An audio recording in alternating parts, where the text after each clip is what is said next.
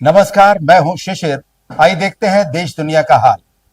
सर्दियों से पहले सीजन का पहला चक्रवाती तूफान शक्ति तेजी से महाराष्ट्र की ओर बढ़ रहा है। भारतीय मौसम विभाग ने मुंबई समेत कई जिलों में अलर्ट जारी किया है। आईएमडी के अनुसार चक्रवात शक्ति गुजरात के द्वारका से 250 किलोमीटर की दूरी पर टकरा सकता है। 4 या 5 अक्टूबर के बीच उत्तरी महाराष्ट्र के तट पर 45 से 55 किलोमीटर प्रति घंटे की रफ्तार से हवाएं चलने की संभावना है, जो 65 किलोमीटर प्रति घंटे तक भी पहुंच सकती है। ऐसे में स्थानीय प्रशासन और आईएमडी ने मछुआरों को समुद्र में न जाने की सलाह दी है। बीते 2 दिनों से लगातार रुक रुक कर हो रही बारिश ने जहां भीषण गर्मी, तेज धूप और तपिश से लोगों को राहत दी, वहीं कहीं न कहीं इस बीच त्योहारों का मजा भी किरकिरा कर दिया। बीती रात भी हुई बारिश का सिलसिला शनिवार को भी बना रहा। सुबह से ही बादल छाए रहे और छोटी छोटी बूंदें लोगों को भिगोने में काफी रही। मौसम विभाग की माने तो अभी भी यह सिलसिला जारी रहेगा। तेज हवाओं के साथ मूसलाधार बारिश की संभावना भी बनी हुई है।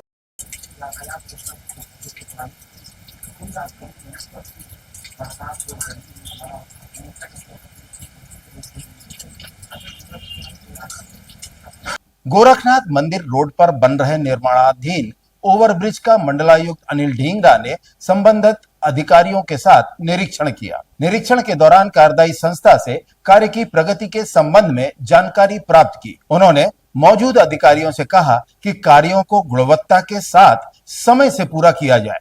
सभी मानकों और सुरक्षा उपकरणों का इस्तेमाल कर कार्यों को सकुशल संपन्न किया जाए। इस संबंध में जिलाधिकारी दीपक मीणा ने बताया कि ओवरब्रिज का कार्य अपने अंतिम दौर में है।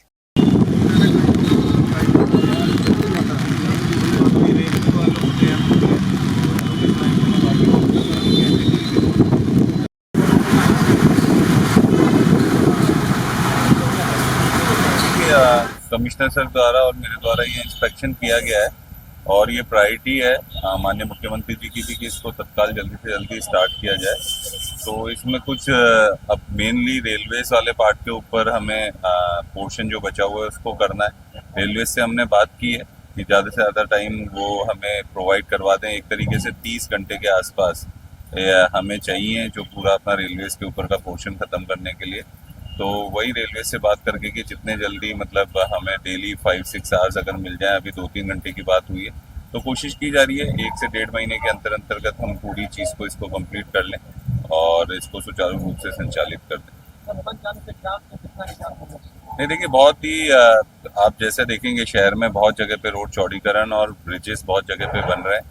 ये उसी कड़ी में एक महत्वपूर्ण ब्रिज है और आप खुद महसूस करेंगे कि इसके बनने से काफ़ी जाम में लोगों को सहूलियत मिलेगी। इसके अलावा बाकी के भी ब्रिजेस को तत्काल कोशिश की जा रही है कि जल्दी से जल्दी हम लोग कंप्लीट कर लें विद इन 3-4 मंथ्स के स्पैन में। तो मुझे लगता है आगामी 1 क्वार्टर या 4 महीने के अंतर्गत बहुत सारा प्रभाव इस इंफ्रास्ट्रक्चर से शहर पे पड़ेगा और जो भी कहीं पे भी कंजेशन है उसमें बहुत राहत मिलेगी। देवरिया में पिछले 24 घंटे से हो रही बारिश और तेज हवाओं ने आम जनजीवन के साथ ही रेल प्रशासन को पूरी तरह से प्रभावित किया है। गोरखपुर, छपरा और वाराणसी रेलखंड पर कई ट्रेनों का संचालन ठप हो गया है। तेज बारिश और तूफानी हवाओं के बीच बैतालपुर, गौरी बाजार, देवरिया, भटनी और बनकटा के बीच रेल लाइन पर कई पेड़ गिर गए, जिससे चलने वाले सिग्नल और रेल संचालन पूरी तरह से रुक गया है। कई घंटे से रेलवे ट्रैकों पर खड़ी ट्रेनों में बैठे यात्री ट्रेन चलने का इंतजार कर रहे हैं। वहीं देवरिया की जिलाधिकारी दिव्या मित्तल ने आमजन को राहत देने के लिए खुद कमान संभाली है। उन्होंने लोगों से घरों में सुरक्षित रहने की अपील की है। उन्होंने बताया कि राहत और बचाव कार्य के लिए प्रशासन ने कई टीमें गठित की हैं। लगातार हमारे यहाँ पे जनपद में बारिश हो रही है और अभी कुछ समय तक ये बारिश लगातार बने रहने के आसार हैं, क्योंकि बिहार के तरफ और हमारे इस बॉर्डर पे लगातार इस तरह के मौसम के हालात बने हुए हैं। तो यहाँ पे कई जगह हमारे पेड़ गिर गए हैं, तो लगातार विभागों की मदद से, चाहे नगर पालिका, वन विभाग, हम लोग उनको हटवा रहे हैं। साथ में मूर्ति विसर्जन भी जो कल होने थे उसमें से कल कुछ नहीं हो पाए, तो हमारे कई मूर्ति विसर्जन आज होंगे। तो हम पूरी स्थिति पे नजर बनाए हुए हैं। पिछले दिनों बरेली में जुम्मे की नमाज के बाद हुए बवाल के बाद प्रदेश सरकार द्वारा की गई ताबड़तोड़ कार्रवाई को लेकर विपक्ष लगातार सवाल उठा रहा है।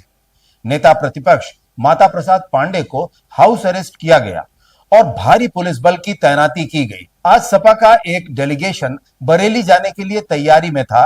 बरेली जाने से पहले वृंदावन आवास में माता प्रसाद पांडे को हाउस अरेस्ट किया गया है। उन्होंने मीडिया कर्मियों से बात करते हुए कहा कि डेलीगेशन को रोकने की नोटिस जिलाधिकारी को भेजनी चाहिए थी।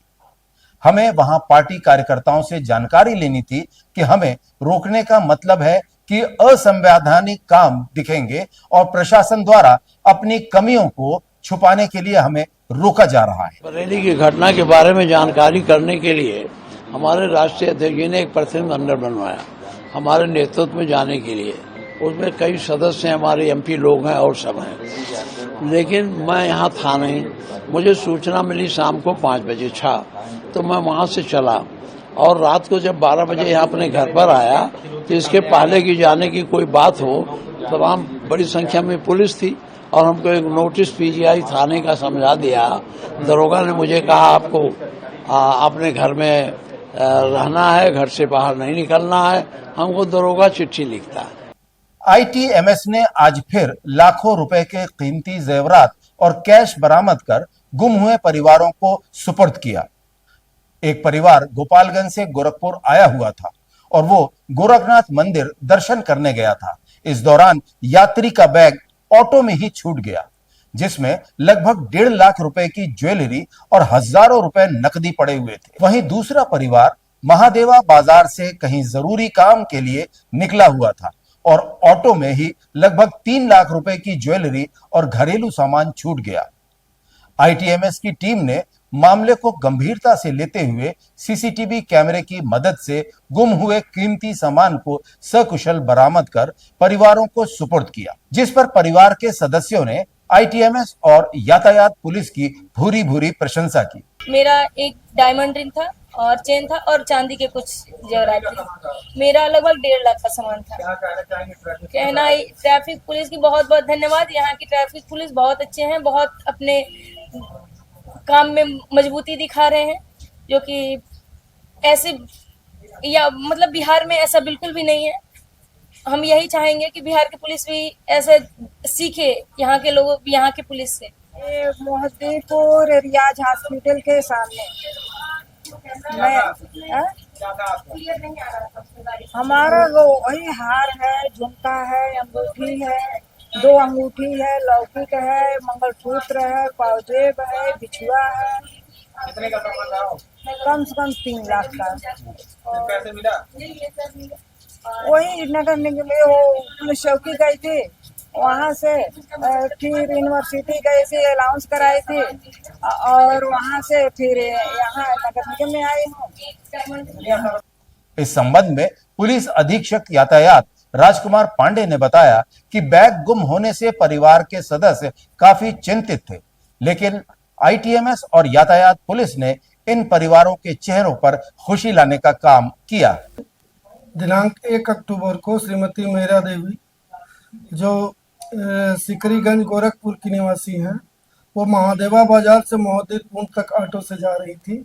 ऑटो में ही उनका ऑर्नामेंट जिसमें कि हार और कई उनकी अंगूठियां और बिछुआ वगैरह थी, जिसकी कुल लागत 3 लाख रुपए के करीब है, उनका ऑटो पर सामान छूट गया था।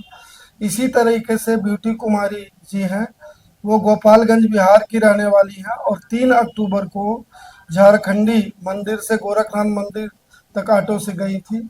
उनके भी जो सकरी है और तमाम उनके ऑर्नामेंट जो सोने के आभूषण वो छूट गए थे ऑटो में, जिसकी कीमत लगभग 1.5 लाख रुपए है। इन दोनों परिजनों के जो कीमती सामान है, ये आईटीएमएस की मदद से, हमारे जो स्टाफ के लोग हैं, हम लोगों की एक्टिविटीज के मदद से इन लोगों का सामान इन लोगों को वापस मिल गया। इसी के साथ हमें दीजिए इजाजत। देखते रहिए एफिडेविट। धन्यवाद।